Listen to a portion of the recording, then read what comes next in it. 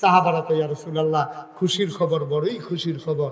একটা মহিলা, কি মহিলা, কি মহিলা, একটা মহিলা নবীর সামনে আইয়া দাঁড়াইছে, আইয়া কই, ইয়া রাসূলুল্লাহ, আমারটি মাফ হইব নি? নবী চমকে উঠলেন, তিনি থমকে দাঁড়ালেন, তিনি আশ্চর্য হয়ে গেলেন। মহিলা কয় কি? কয়, তুমি কি মুসলমান না? কয় হ। আমার কথা কি বিশ্বাস করো না? হয় করি। কয়, তাইলে তুমি আবার কেন প্রশ্ন করলা কবুল হবে কিনা? মহিলা চোখের পানি ছেড়ে দিয়ে কয়, নবী গো, ও নবী, আমার জীবনে এমন একটা দুর্ঘটনা ঘটে গেছে, এমন একটা গুনার কাজ হয়ে গেছে, আমার মনটার ভিতরে বড় ডর, বড় ভয়, না জানি কি হয়। মনটায় কেন জানি ভয় হয়, মনে হয় আমার গুনাহ বুঝে আল্লাহ বুঝি মাফ করবে না।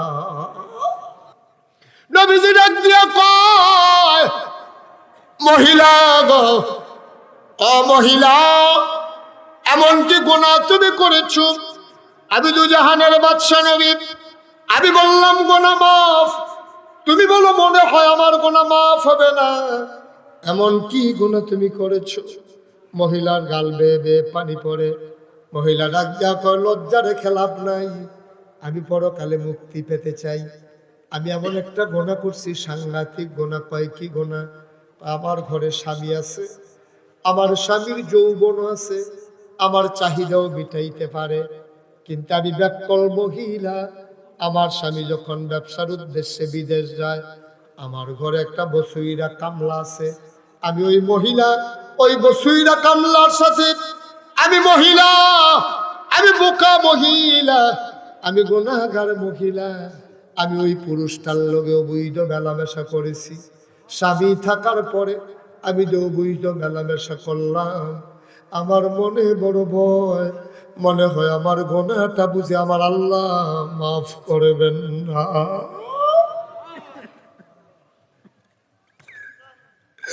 আল্লাহর নবী মুখটাকে অন্যদিকে ঘুরাই নিলেন। মহিলা দৌড় দিয়া নবীর সামনে এসে গেল।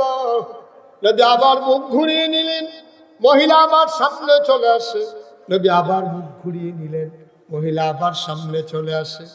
মহিলা চিৎকার দিয়ে কয়, ইয়া রাসূলুল্লাহ, ইয়া হাবিবাল্লাহ, আপনি যদি মুখ ঘুরিয়ে নেন, আপনি না রাহমাতুল লিল আলামিন, আপনি আমাদের জন্য রহমত, আপনি না সেই মানুষ। ফাবিমা রাহমাতিন মিনাল্লাহি লিনতা লাহুম ওয়ালাউ কুনতা ফাযযান গালিযাল কলব লানফাদ্দু মিন হাওলিক ফাআফু আনহুম ওয়াস্তাগফির লাহুম ওয়াশাবিরহুম ফিল আমর ফাইযা আযামতা ফাতাওয়াক্কাল আলাল্লাহ ইন্নাল্লাহা ইউহিব্বুল মুতাওয়াক্কিলিন। সুবহানাল্লাহ বলবেন না? আপনি না সেই নবী, আপনার মনটা না বিলে নরম। আমি না হয় গুনাহ করছি, আপনি যদি মুখ ফিরে জানেন, আমি কার কাছে যাব? কে আছে আমার এই রহমতের নবী, মায়ার নবী? আমি কার কাছে যাব গো নবী? আপনি মুখ ফিরাইয়া নেবেন না, দয়া করে আপনি একটু দোয়া করে দেন। আল্লাহর নবী কয়, তোমার দোয়া আমি করতে পারি, তবে তার আগে একটা আইন আছে। কয়, কি আইন? আইন হইল, কোন বিবাহিত পুরুষ, কোন বিবাহিত মহিলা যদি জিনা করে, যদি অবৈধ মেলামেশা করে, তাইলে তাদের শাস্তি হইল, মহিলা হইলে বুক পর্যন্ত মাটির নিচে ডুবিয়ে দিতে হবে।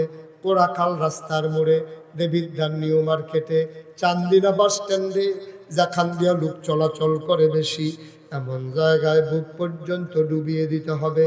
রাস্তার কিনারে পাথর থাকবে, ইটের ভাঙ্গা থাকবে, যে যাবে সেই ঢিল মারবে, যতক্ষণ মৃত্যু না হয় আঘাত চলতেই থাকবে, আঘাত চলতেই থাকবে। তুমি রাজি আছো নাকি? ও মহিলা, তুমি কি রাজি এই শাস্তি নিতে? মহিলা কয়, ইয়া রাসূলুল্লাহ, ইয়া হাবিবাল্লাহ, আপনি টেনশন করেন না, আমি চিন্তা করে দেখেছি, জাহান্নামের আগুনের চাইতে পাথরের আঘাত খাওয়া ভালো। দয়া করে আপনি বলেন, রাস্তা মুড়ে গর্ত করে আমাকে ডুবিয়ে দিতে, পাথর মারতে আমি রাজি। নবী আবার ডাক দেয়া কয়, মহিলা গো, ও মহিলা, শাস্তি দেব, আপত্তি নাই। তার আগে একটা জিনিস জানতে হবে, তুমি যে জিনা করেছো, তোমার গর্ভে কোনো সন্তান আছে নাকি? মহিলা চিৎকার করে কয় হ জানার পরে মনে হয় আমার ঘরে সন্তান এসেছে। আল্লাহর নবী কয় না, যতক্ষণ তোমার সন্তান দুনিয়ায় না আসবে ততক্ষণ পর্যন্ত তোমারে শাস্তি দেওয়া যাবে না। বলেন সুবহানাল্লাহ। কারণ জিনা করছো, অন্যায় করছো, তুমি তোমার পেটের সন্তানের তো কোনো দোষ নাই। এই সন্তান যতদিন দুনিয়ায় না আসবে ততদিন পর্যন্ত তোমাকে শাস্তি দেওয়া যাবে না। যাও বাদ যাও, গিয়া বাচ্চা কোন দিন হয় এটার জন্য অপেক্ষা করো। বাচ্চা দুনিয়াতে আসলে তারপরে বাচ্চা নিয়ে আমার কাছে আইসো। মহিলা তো চলে গেছে কানতে কানতে, 10 মাস 10 দিন অপেক্ষা করছে।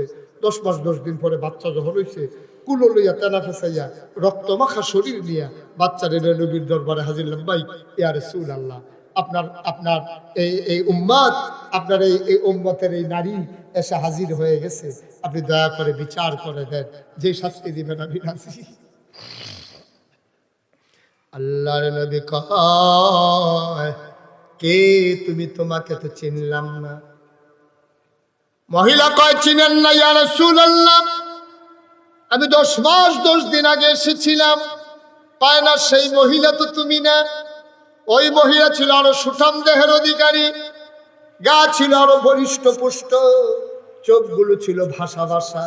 এখন তো দেখি তোমার চোখ গর্তে, কপালের হাড্ডি বের হয়ে গেছে, গালের হাড্ডি বের হয়ে গেছে। তুমি তো সেই মহিলা না। মহিলা চিৎকার করে কয়, আমি সেই মহিলা। ইয়া রাসূলুল্লাহ, হাড্ডি বের হবে না তো হবে কি? যখন আপনি ফিরাই দিছেন, আমি যখন রাতের বেলা ঘুমাইতে যাই, চক্ষু বন্ধ করে যখন ঘুমাতে যাব, চোখ দুইটা বন্ধ করলেই মনে হয় জাহান্নামের আগুন আমার চোখের সামনে ধাউ ধাউ করে জ্বলতেছে। আমি ঘুমাইতে যাই, নবী গো আমি ঘুমাইতে পারি না।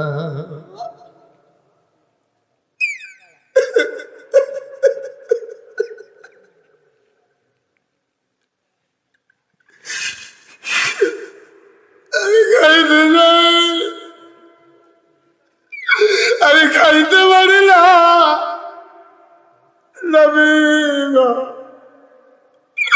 আমি যখন খাইতে যাই, ওই জাহান্নামের খাবারের কথা মনে পড়ে। আপনি বলেছেন রক্ত আর পুজ নাকি জাহান্নামের খাবার হবে।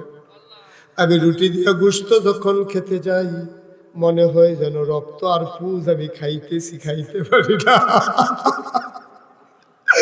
ঘুমাইতে যাই, আমি ঘুমাইতে পারি না।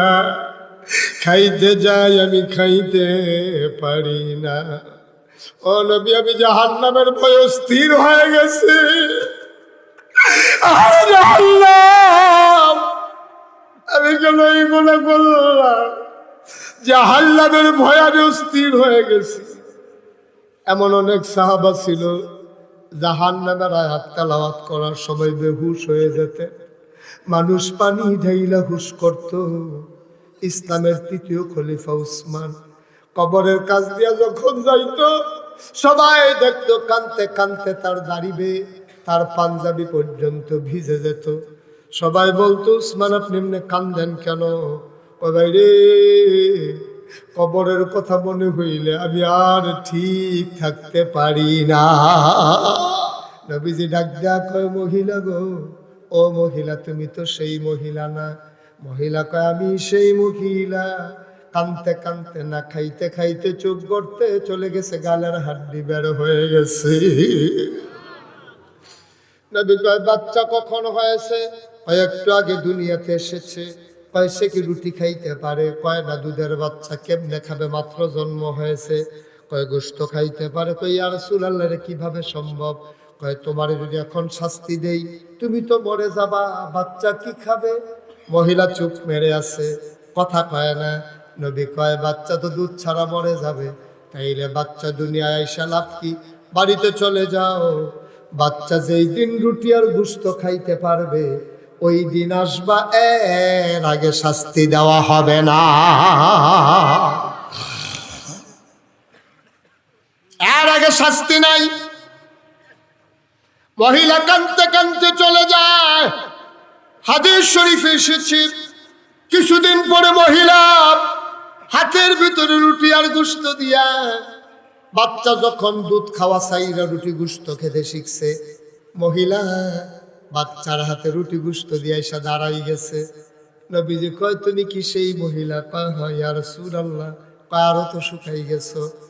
মহিলা মুচকি হাসি দিয়া কয়, বেদনার্থ হাসি, মনে হয় কান্নার চাইতে ভালো ছিল। মহিলাটা কয়, ইয়া রাসূলুল্লাহ, বেঁচে যে আছি এটাই বড় কথা। মনে হয় আল্লাহ জাহান্নামে দিতে চান না, তাও বা বোধহয় আমার আল্লাহ কবুল করেছেন। শাস্তি বোধহয় আল্লাহ দিতে চান, এই জন্য মরে যাই নাই, নাইলে এইভাবে মানুষ বাঁচতে পারে না। তাড়াতাড়ি বলেন গর্ত করতে। নবীজি হুকুম করলেন, সাহাবা গর্ত করো। কয়েকজন সাহাবা মিলে গর্ত করে ফেললেন। নবী মহিলাটাকে নিয়ে মাটির নিচে ডোবালেন, বুক পর্যন্ত মাটি দিয়ে মাটি চাপা দিয়ে ফেললেন। নবী আকাশের দিকে তাকায়, গাল বেয়ে বেয়ে পানি পড়ে। দয়ার নবী, মায়ার নবী, কলিজায় মানে না। নবীর গাল বেয়ে বেয়ে পানি পড়ে। নবীর চিন্তা হইল, মহিলারা কাঁদতে আছে, একবার 10 মাস 10 দিন, আরেকবার 2.5 বছর। মহিলারা কান্দা কান্দা ফিরে আসে। আল্লাহ বুঝি দেখে না? আল্লাহ বুঝি ইচ্ছা করলে মাফ করে দিতে পারে না? আল্লাহর মনটা কি এত শক্ত হয়ে গেল?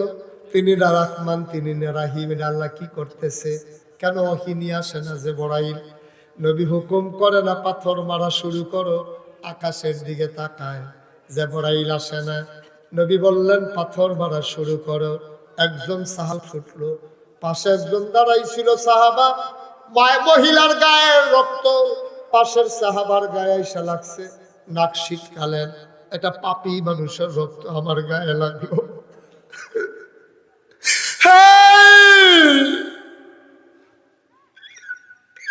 একটা পাপী মানুষের রক্ত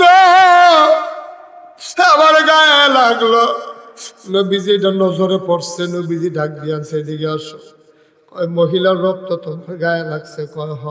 কয়, তোমার কি মন খারাপ? কয়, হ ইয়া রাসূলুল্লাহ, গুনাহগার মহিলা, জেনাকারিনী, রক্ত পড়ছে গাও, আমার মনটা খারাপ হয়ে গেছে। নবী মুচকে হাসি দিয়া কয়, সাহাবারে, ও সাহাবা,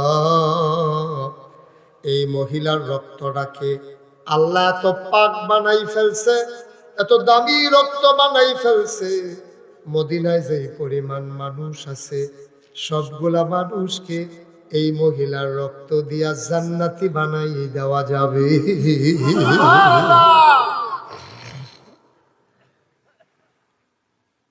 পাথর মারতে মারতে মহিলাটা রুহুটা বের হয়ে গেল।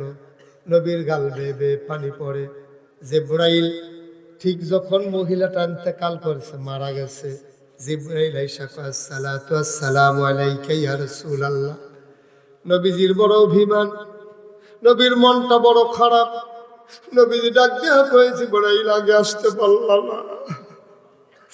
আজ জিবরাইল, সবে তো শেষ, এখন আর আইসা কি করলা? একটু আগে আসতে পারলা না? জিবরাইল ডাক দেয়া কয়, ইয়া রাসূলুল্লাহ, আসতে দেরি হইছে, খুশির খবর আছে। কয়, কি খুশির খবর?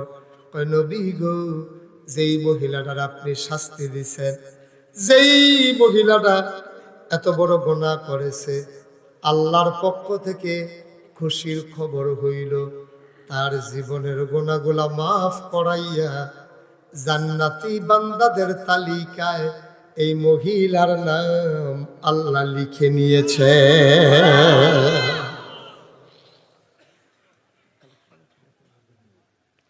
ইয়া রাসূলুল্লাহ, ইয়া হাবিবাল্লাহ, এই মহিলার জীবনের সবগুলা গুনাহ আল্লাহ মাফ করে জান্নাতি বান্দি বানিয়ে দিয়েছেন।